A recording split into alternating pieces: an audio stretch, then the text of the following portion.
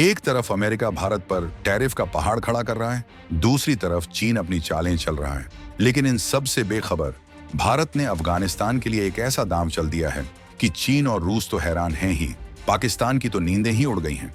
एक ऐसा खेल जो दिल्ली से नहीं बल्कि काबुल की धरती से खेला गया। एक ऐसी रणनीति जिसने लाखों अफगानों को हिंदुस्तान का दीवाना बना दिया और वो बोल उठे, भारत का कोई जवाब नहीं।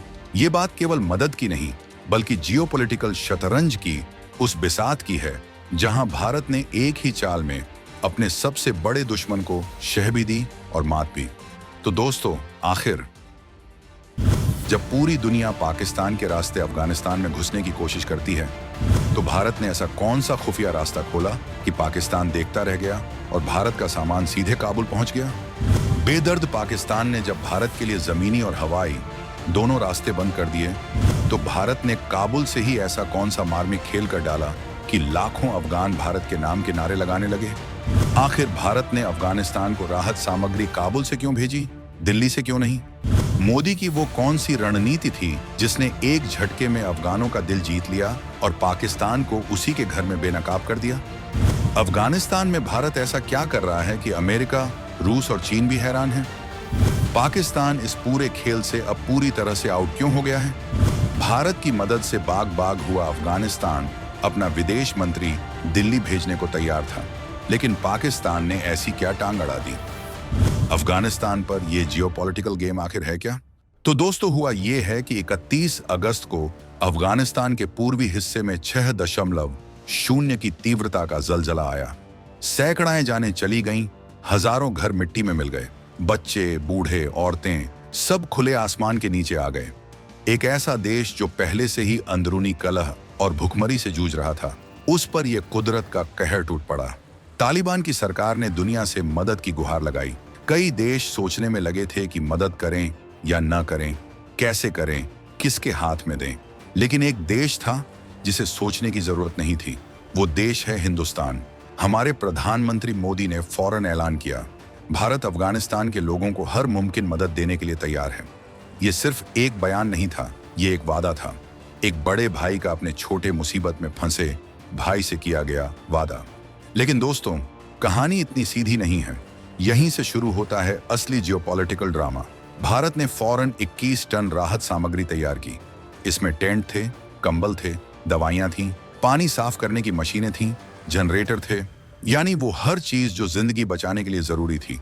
सब कुछ तैयार था, बस इसे अफगानिस्तान पहुंचाना था। सबसे आसान रास्ता था पाकिस्तान के ऊपर से हवाई मार्ग या फिर जमीन के रास्ते। लेकिन यहीं पर पाकिस्तान ने अपना असली रंग दिखाया। पाकिस्तान ने साफ कह दिया, भारत का कोई भी जहाज हमारे एयर स्पेस से होकर अफगानिस्तान नहीं जाएगा। जमीनी रास्ता तो उसने कब से बंद कर रखा है। सोचिए कितनी घटिया हरकत है ये।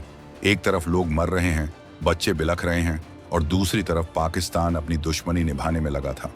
उसका मकसद साफ था, भारत को अफगानिस्तान की मदद करने से रोकना, ताकि दुनिया में भारत की छवि खराब हो और तालिबान की नजरों में भारत विलन बन जाए। दुनिया देख रही थी, सब सोच रहे थे कि अब भारत क्या करेगा। क्या भारत हार मान लेगा? क्या पाकिस्तान अपनी चाल में कामयाब हो जाएगा? तो दोस्तों, जब दुश्मन ने सारे दरवाजे बंद कर दिए, तब भारत ने एक ऐसी खिड़की खोली जिसकी किसी ने कल्पना भी नहीं की थी। विदेश मंत्री एस जयशंकर ने एक ट्वीट किया और उस एक ट्वीट ने पाकिस्तान के सारे मंसूबों पर पानी फेर दिया। ट्वीट में लिखा था कि भारत ने आज काबुल में 1000 परिवारों के लिए तंबू पहुंचाए हैं। सोशल मीडिया पर हंगामा मच गया। लोग हैरान थे कि जब पाकिस्तान ने रास्ता बंद कर रखा है, तो ये सामान काबुल कैसे पहुंचा? और मदद दिल्ली से जानी चाहिए थी, ये काबुल से ही क्यों भेजी जा रही है? क्या भारत ने पहले से ही अपना सामान काबुल में छिपा रखा था? दोस्तों, यही तो है मोदी की चाणक्य नीति। सच्चाई जब सामने आई तो पाकिस्तान समेत पूरी दुनिया की आंखें फटी की फटी रह गईं। भारत ने पाकिस्तान को बायपास करने के लिए एक शानदार तोड़ निकाला था। भारत ने अफगानिस्तान की ही एक प्राइवेट एयरलाइन कैम एयर के विमान को हायर किया, जो 21 टन राहत सामग्री लेकर ईरान और दूसरे देशों के ऊपर से उड़ता हुआ सीधा काबुल में लैंड कर गया। पाकिस्तान देखता रह गया। उसने सोचा था वो भारत का रास्ता रोकेगा, लेकिन भारत ने तो पूरा रास्ता ही बदल दिया। ये एक तीर से दो निशाने थे। पहला, मदद भी पहुंच गई, और दूसरा, दुनिया को यह भी पता चल गया कि पाकिस्तान इंसानियत का कितना बड़ा दुश्मन है। और काबुल से मदद भेजने वाली बात, वो भी एक रणनीति थी। भारत ने पहले बड़ी खेप काबुल पहुंचाई और फिर काबुल में मौजूद अपने मिशन के जरिए उसे फौरन भूकंप प्रभावित इलाकों में भेजना शुरू कर दिया। इससे दुनिया को ये मैसेज गया कि भारत सिर्फ मदद भेजता नहीं, बल्कि उसे सही जगह सही समय पर पहुंचाना भी जानता है। सोशल मीडिया पर अफगानों के मैसेज की बाढ़ आ गई। वो लिख रहे थे, जब हमारा अपना पड़ासी हमारी पीठ में छुरा घोंप रहा था, तब समंदर पार से हमारा सच्चा दोस्त भारत हमारी जान बचाने आया। किसी ने लिखा, पाकिस्तान ने रास्ते बंद किए, भारत ने दिल के रास्ते खोल दिए। सिर्फ मदद नहीं, ये है भारत का इमोशनल निवेश। दोस्तों, आपको क्या लगता है कि भारत ने ये सब सिर्फ इंसानियत के नाते किया? तो दोस्तों, इसमें सबसे पहली बात इंसानियत तो है ही, लेकिन इसके पीछे एक बहुत गहरी और दूर की सोच है। याद कीजिए वो दौर जब अफगानिस्तान में तालिबान का राज नहीं था। भारत ने वहां $3 बिलियन यानी करीब 25,000 करोड़ रुपए का निवेश किया था। भारत ने हेरात में सलमा बांध बनवाया, जिसे अब अफगान इंडिया फ्रेंडशिप डैम कहते हैं। ये बांध 42 मेगावाट बिजली बनाता है और हजारों हेक्टेयर जमीन की सिंचाई करता है। अफगानिस्तान की संसद की आलीशान इमारत भारत ने ही बनाकर तोहफे में दी है। जरांज देलाराम हाईवे जैसी सैकड़ों किलोमीटर लंबी सड़कें बनवाई, जिससे अफगानिस्तान की ईरान के चाबहार पोर्ट तक सीधी पहुंच बन गई। बच्चों के लिए हबीबिया स्कूल और इंदिरा गांधी चिल्ड्रेन हॉस्पिटल को फिर से बनवाया। ये सब करके भारत ने अफगानिस्तान के लोगों के दिलों में एक खास जगह बनाई है। भारत ने वहां सिर्फ कंक्रीट की इमारतें नहीं, बल्कि भरोसे और दोस्ती के रिश्ते बनाए हैं। और आज जब तालिबान का राज है, तब भी भारत उस रिश्ते को जिंदा रखना चाहता है। भारत जानता है कि सरकारें आती जाती रहती हैं, लेकिन लोग हमेशा रहते हैं, और अफगानिस्तान के लोग भारत को अपना सच्चा दोस्त मानते हैं। आज की ये मदद उसी दोस्ती पर भरोसे की एक और मुहर है। अब आते हैं कहानी के सबसे रोमांचक मोड़ पर। भारत की इस मदद का असर सीधे तालिबान पर हुआ। तालिबान, जिसे पाकिस्तान अपनी कठपुतली समझता था, उसी तालिबान ने पाकिस्तान को आंखें दिखानी शुरू कर दी हैं।